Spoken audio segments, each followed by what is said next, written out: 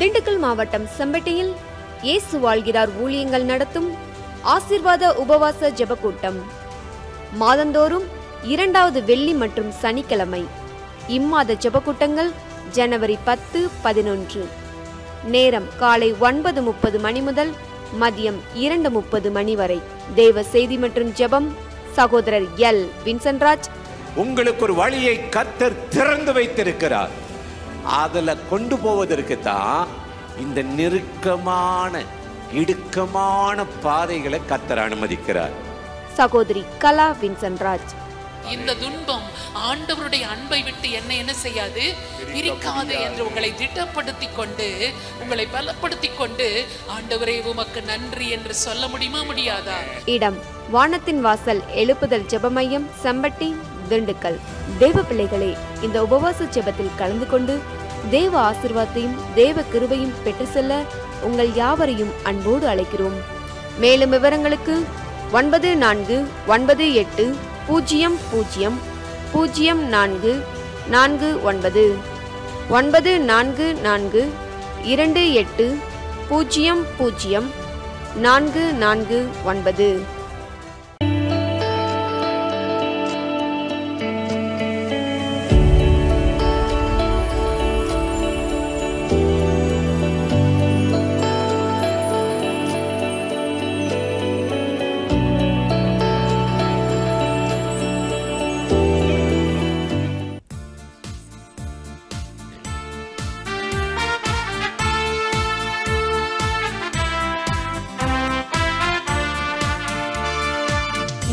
மட்டும் காத்து நடத்தினீரே, இனிமேலும் காத்து நடத்துவீரே.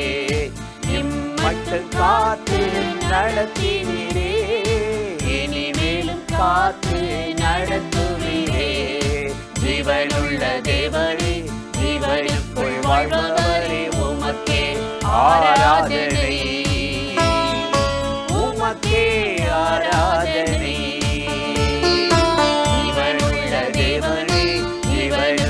வாழ்பவரே, உமக்கே ஆராதனை, உமக்கே ஆராதனை, உமக்கே ஆராதனை. இயேசுவே உமக்கே ஆராதனை, இயேசுவே உமக்கே ஆராதனை, உமக்கே ஆராதனை. இயேசுவே உமக்கே ஆராதனை, இயேசுவே உமக்கே ஆராதனை.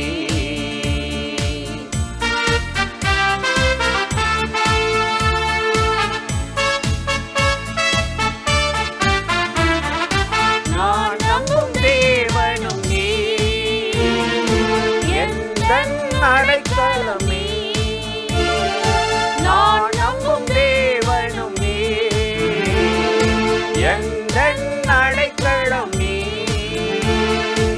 எந்தன் கோட்டையும் துருகமும் பலனும் தஞ்சமுமானவரே.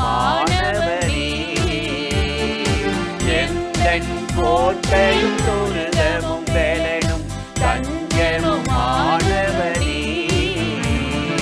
ஜீவனுள்ள தேவனே, ஜீவனுக்குள் வாழ்பவரே, உமக்கே ஆராதனை, உமக்கே ஆராதனை.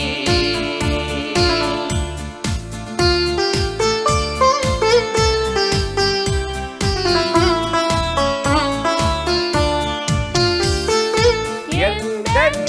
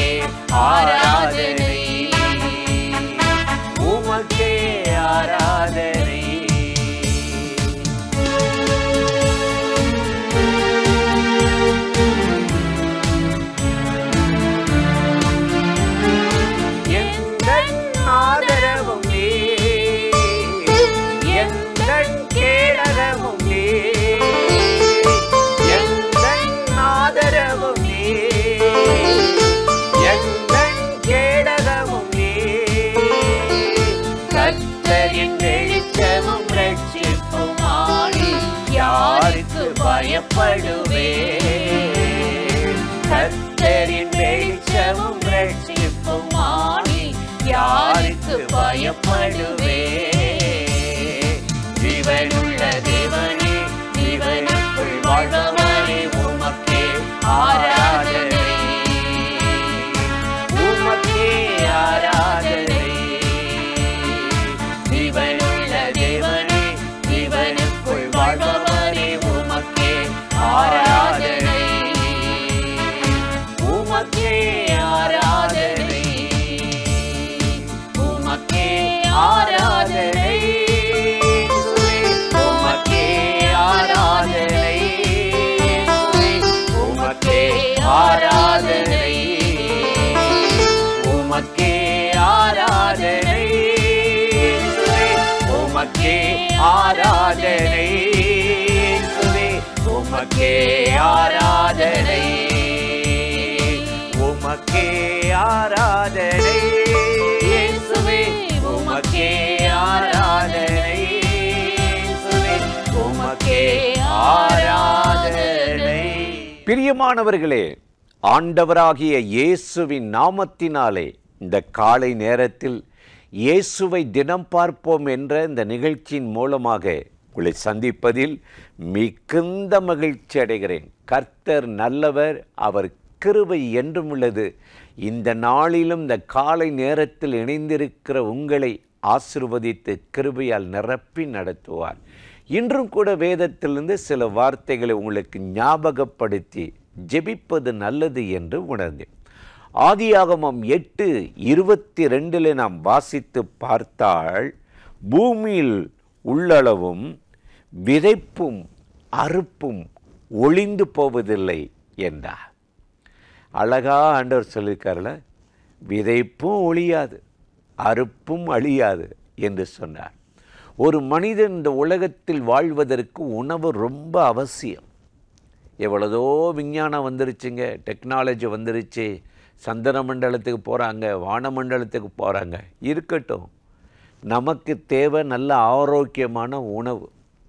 அதை உற்பத்தி பண்ணுகிற வேலையை ஆண்டவர் மனிதர்களுக்கு கொடுத்திருக்கிறார். நோவாவுக்கும் அந்த சந்ததிக்கும் ஆண்டவர் கொடுத்தது, நீங்கள் விதைங்கள், விதைப்பும் அறுப்பும் ஒளிந்து போவதில்லை என்றார். இன்றைக்கு நம்ம விதைக்காமல் அறுப்பதில்லை. நம்ம உணவு பற்றாக்குறை, ஏன் பஞ்சம் வருது, ஏன் பற்றாக்குறை வருது, விலைவாசி உயர்வு ஏன் யாருமே விதைப்பதில்லை. தமிழ்நாட்டில் எல்லா இடத்தையும் விற்று பிளாட் போட்டுருவாங்க. நான் சமீபத்தில் கேரளா போயிருந்தேன். அங்கெல்லாம் பாருங்களேன், அந்த விவசாய ஏரியாவில் ஒன்றும் செய்ய முடியாது, விவசாயம் தான் பண்ண முடியும். மற்ற நாடுகள் அப்படி, இங்கே இருக்கிறதெல்லாம் விற்று அழிச்சிருவாங்க. அதனால தான் உணவு விலை ஏற்றம், பற்றாக்குறை. இயேசுவின் காரியத்தில் பார்த்திங்கன்னா, அவர் விதைக்க புறப்பட்டார். விதை என்பது தேவனுடைய வார்த்தை. நம்ம விதைக்கணும். புற்பூண்டுகளையும் கனிகளையும் ஜோடி ஜோடியாய் சகல மரங்களையும் செடிகளையும் பல வகைகளையும் கர்த்தர் விதைத்தாராம். ஆதியாகமம் 1:11-12 நம்ம பார்க்குறோம். எனக்கு அருமையானவர்களே, நம்ம விதைக்காமல் அறுக்க முடியாது, ஜெபிக்காமல் நம்ம பலனை அனுபவிக்க முடியாது. விதை என்பது என்னன்னா, கர்த்தருடைய வார்த்தை. கர்த்தருடைய வார்த்தை. ஒவ்வொரு நாளும் நாம் தேவ சமூகத்தில் போகிறோம், ஜெபிக்கிறோம். கண்டிப்பாக ஜெபிக்கணும். காலையில் எழுந்து நீங்கள் ஜெபம் பண்ணி பாட்டு பாடி கர்த்தரை துதிச்சிங்கன்னா உங்கள் உள்ளத்தில் ஒரு விதை விழுகும். என்ன விதைனா, தேவனுடைய வார்த்தை.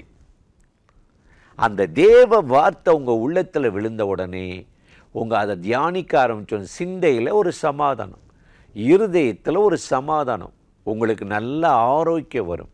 வேதத்தை வாசித்து பார்த்திங்கன்னா, ஈசாக்கை பற்றி நம்ம வாசிக்கிறோம். பெண் பார்க்க போகும் பொழுது, அந்த பெண் வரும் பொழுது அவன் தியானித்து கொண்டு இருந்தானான். எதை? வேத வசனத்தை. அவன் வாழ்ந்த நாட்கள் கொடிய பஞ்சம், உணவு பற்றாக்குறை. பிழைப்பதற்காக எங்கேயாவது ஓடிடலாம், வேறு நாட்டுக்கு போகணும், அவன் மூட்டை முடிச்செல்லாம் கட்டும்போது ஆண்டவர் அவனுக்கு தோண்டி சொன்னார, போகாத, நீ இங்கே இரு, உன்னை ஆசீர்வதிப்பேன். அப்படி சொன்ன உடனே அவன் நினச்சான் வானத்திலேருந்து நமக்கு மண்ணா வரும், அது வரணும். இல்லை, அவன் அந்த சூழ்நிலையிலையும் கடினமாக உழைச்சி தேவனுடைய வார்த்தையை நம்பி விதைத்தான். ஆதியாகமம் 26:12 சொல்லுகிறது, அந்த வருஷத்தில் ஈசாக்கு விதைத்தான், 100 மடங்கு பலனை பெற்றானாம். 100 மடங்கு பலனை பெற்றாரா. இன்றைக்கி நீங்கள் விதைக்கப்படணும். உங்கள் தரிசு நிலத்தில் தேவனுடைய வார்த்தை விழுகணும். ஓசியாவில் நீங்கள் வாஸ்து பார்த்தீங்கன்னா 10:12 உங்கள் தரிசு நிலத்தை பண்படுத்துங்கள். உங்கள் இருதயம் வெறுமையாக இருக்குது, வறண்டு போயிருக்கிறது. அந்த தரிசு நிலத்தை உழுது தேவனுடைய வார்த்தை உங்கள் மேலே விழுந்துச்சுன்னா நீங்கள் விளைச்சல் உள்ள நிலமாக மாறுவீங்க. தேவன் சமாதானத்தை விதைப்பார், பரிசுத்தத்தை விதைப்பார், விசுவாசத்தை விதைப்பார், ஜீவனை விதைப்பார், பலனை விதைப்பார். இதுதான் விதைக்க புறப்பட்டார். மார்க் 4:3 இயேசு விதைக்க புறப்பட்டாரா. அந்த விதை இன்னைக்கு உங்கள் மேலே விழுகணும், உங்கள் இருதயத்தில் விழுகணும். இதைத்தான் விதை நெல்லுன்றாரு அப்போஸ்தலனாகிய பவுலை நீங்கள் பார்க்கும் பொழுது 2 கொரிந்தியர் 9:10 வாசிக்கும்போது, விதைக்கிறவனுக்கு விதையும் புசிக்கிறவனுக்கு ஆகாரத்தையும் கொடுக்கிறவர் உங்கள் விளைச்சலை வர்த்திக்க பண்ணுவாராம். இன்னைக்கு விதைக்கிறதுக்கு, நாம் ஜெபிப்பதற்கு, கர்த்தருக்குள்ள நன்மையை பெறுவதற்கு அந்த விதை நெல்லை நம்ம மேலே விழுகணும். இதை தியானித்து இதை மெடிடேட் பண்ணும்போது 1 30, 60, 100 நமக்குள்ள விழுகிறது. எனக்கு அருமையான சகோதர சகோதரிகளே, இன்றைக்கு இந்த நிகழ்ச்சியில் இணைந்து கர்த்தருடைய வார்த்தையை கேட்கிற எனக்கு அருமையானவர்களே, இந்த நாட்களில் எனக்கு ஒரு முன்னேற்றம் வேணும், வேலையில் வேணும், தொழிலில் வேணும், வருமானத்தில் வேணும், ஊழிய வாழ்க்கையில் எனக்கு ஒரு முன்னேற்றம் வேணும்னு நினைக்கிற உங்கள் வாழ்க்கையில் கர்த்தர் உங்கள் இருதயத்தில் விதையை விதைத்து வேத வசனத்தை அனுப்பி 100 மடங்கு பலன் கொடுக்கிறவளை செய்து, ஏசாயா 30:23 வார்த்தையின்படி நீங்கள் விதை தெளிக்கிற இடத்திலெல்லாம் ஆண்டவராகிய தேவன் உங்கள் விதைகளுக்கு மிகுந்த பலனை கொடுக்கும்படி மழையை அனுப்பி ஆசீர்வதிக்க போகிறார். உங்கள் சூழ்நிலையை மாற்றுவார், பற்றாக்குறையை மாற்றுவார், சமாதானத்தால் நிரப்புவார். நீதி விதைக்கப்படும், சமாதானம் விதைக்கப்படும். ஆகவே இந்த விதைப்பும் அறுப்பும் ஒளிந்து போவதில்லை என்ற வார்த்தையின்படி ஒவ்வொரு நாளும் தேவனுடைய வார்த்தையை உங்கள் உள்ளத்திலும் இருதயத்திலும் விதைக்க ஒரு நேரத்தை அவருக்கு கொடுங்கள். உங்கள் இருதயத்தை கொடுங்கள். உங்கள் குடும்பம் வாழ்ந்திருக்கும், தடைகள் விலகும். இந்த நாள் உங்களை அற்புதமாய் தேவன் ஆசீர்வதித்து நடத்துவார். அந்த தேவாதி தேவனை நோக்கி நாம் இப்பொழுது ஜெபிக்கலாமா? அன்பும் இரக்கமும் கிருபையும் நிறைந்த நல்ல ஆண்டவரே, இந்த ஆசீர்வதிக்கப்பட்ட நாளுக்காக, நேரத்துக்காக உமக்கு நன்றி. விதைப்பும் அறுப்பும் ஒளிந்து போவதில்லை என்று சொன்னீர். இப்பொழுது இந்த நிகழ்ச்சியில் இணைந்து யாரெல்லாம் இந்த வார்த்தையை கேட்கிறார்களோ அத்தனை பேர் மேலும் கர்த்தருடைய மகிமை, வல்லமை, கிருபை இறங்கட்டும். இந்த நாளில் கர்த்தர் ஆசீர்வதிங்க.